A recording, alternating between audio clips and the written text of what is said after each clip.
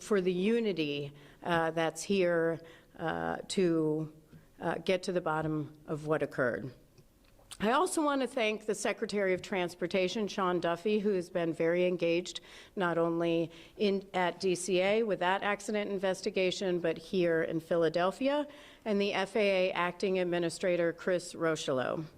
I also want to thank Governor Shapiro, Senator Fetterman, Senator McCormick, Congressman Boyle, Philadelphia Office of Emergency Management, Philadelphia Managing Director's Office, Philadelphia Fire Department, Philadelphia Police Department, Philadelphia Department of Licenses and Inspections, Philadelphia Streets Department, PICO, Philadelphia Gas Works, Philadelphia Department of Public Health, Philadelphia Department of Aviation, the School District of Philadelphia, Philadelphia Parks and Recreation, Philadelphia Commerce Department, Delaware Valley Intelligence Center, Free Library of Philadelphia, Pennsylvania Emergency Management Agency, the Pennsylvania State Police, the Pennsylvania Department of Transportation, the FBI, the Bureau of Alcohol, Tobacco, Firearms, and Explosives,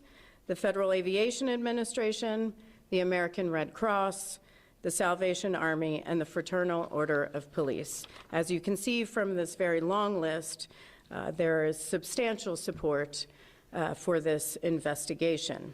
Now I'm going to turn it over to Ralph Hicks for a few minutes to talk about the flight, and then I will return to talk about the crash itself.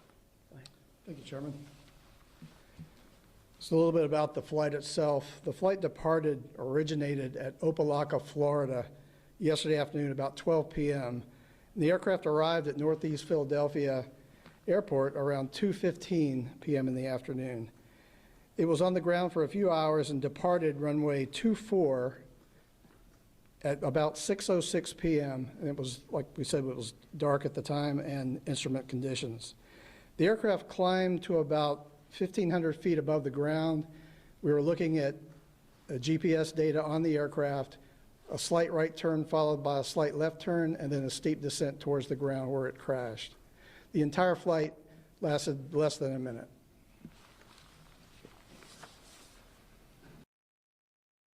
So I want to stress this was a high-impact crash, and the plane is highly fragmented.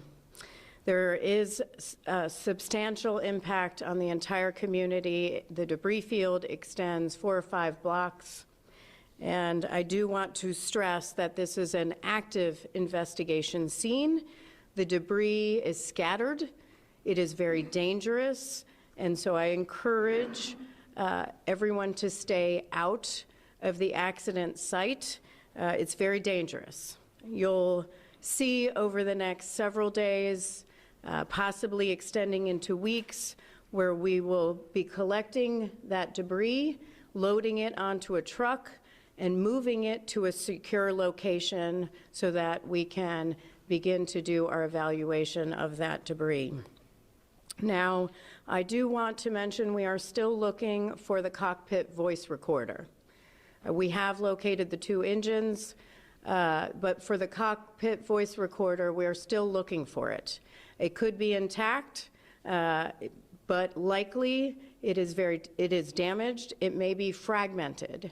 So if there are citizens or business owners or others who find debris, please email the NTSB at witness@ntsb.gov. That's witness@ntsb.gov. Now, I'm sure I will get questions about having 2 major accident investigations at one time. We are a highly skilled agency. It is not unusual for the NTSB to be investigating 2 major accidents. We have tremendous resources at both, and we will get to our findings, our probable cause, and our recommendations, and to a final investigative report. With that, I'm going to take questions. I will ask that you raise your hand that you give me your name and your affiliation. Sir.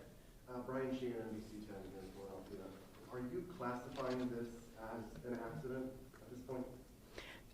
The question is, are we classifying this as an accident? Yes, we are. Ray Strickland, CBS News Philadelphia.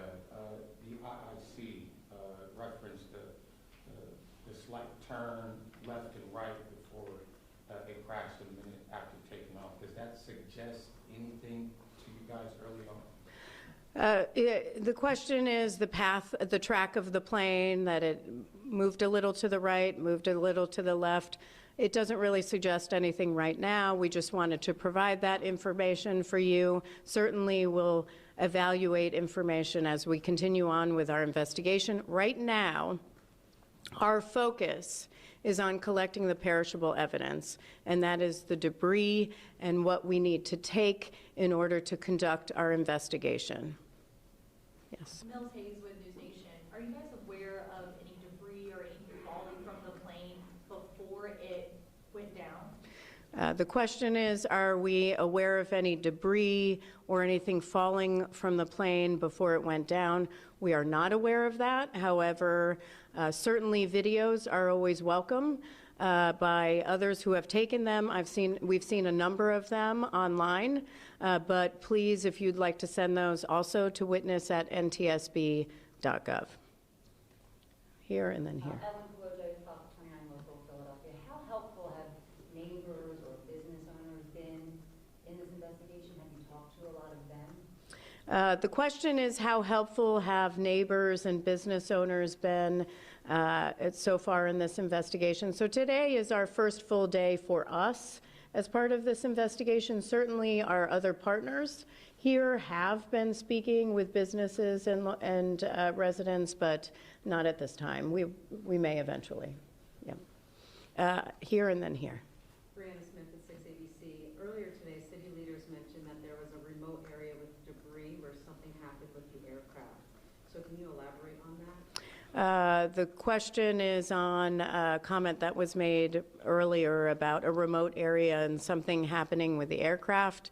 I haven't seen that comment, so at this time I can't comment on it, but at our next press briefing we'll evaluate it.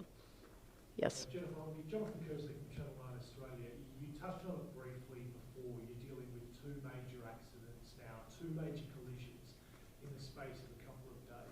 How do you deal with that? The question is, how do we deal with two major collisions in a span of days? We are a very small federal agency.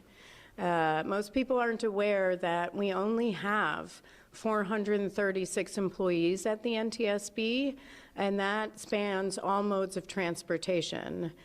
For aviation safety, we have a number of investigators because our mandate is to do quite more than the other modes of transportation, where we're doing every civil aviation accident in the United States. We also do serve as accredited representative for foreign investigations as well. So in this case, we had to have a highly skilled team focused on certain areas that are at DCA for that plane crash, and then we have a number of other investigators that are not on call for that crash that we can deploy here. Just as a follow-up to that, Chair, are you adequately resourced as an organisation?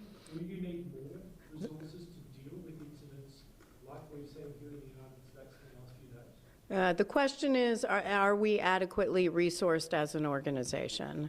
I will say that over the last few years, Congress has given us more funding in order for us to conduct our mission. That has increased pretty significantly over the past couple of years. However, we do need further increases because our greatest resource or greatest asset for the NTSB is our workforce.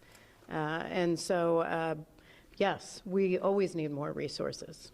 Have you asked the President, or would you ask the President for more resources? The question is, have we asked the President? I mean, certainly, our budget for more resources. I will say President Trump has been very, very supportive of the National Transportation Safety Board. I did brief the president this week, and he has indicated his strong support for the NTSB, which we appreciate, and we appreciate the resources we've been given. And certainly in our budget request, we will always hope for more. We'll see what comes.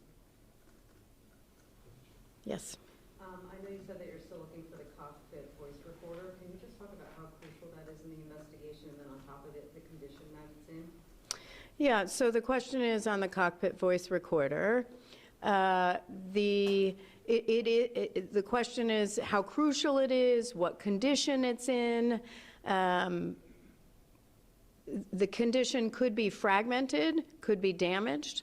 I will say we have an incredible team at our headquarters, our Office of Research and Engineering, who have significant expertise on repairing damaged cockpit voice recorders and flight data recorders. In fact, we're known throughout the world.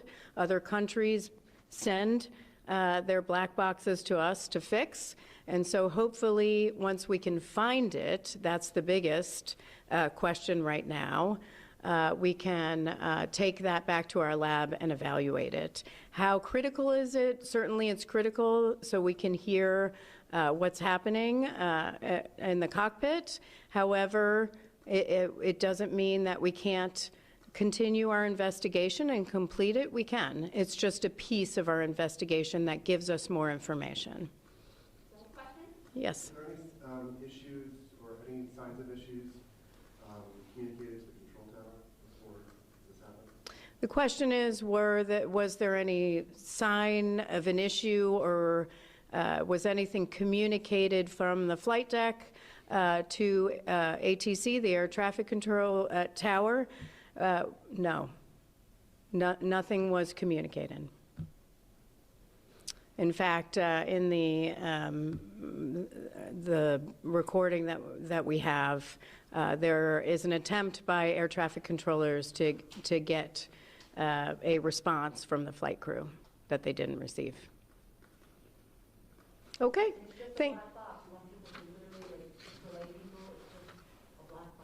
No, so the question is on the black box. It's actually orange. So it's an orange box. But it could be damaged and might not be orange. And it could be in pieces. So that's why we are asking the public, if you see anything, any types of debris, because you may not know what it is, please email us at witness@ntsb.gov. Thank you very much. We will post on X when our next press conference is. Appreciate it.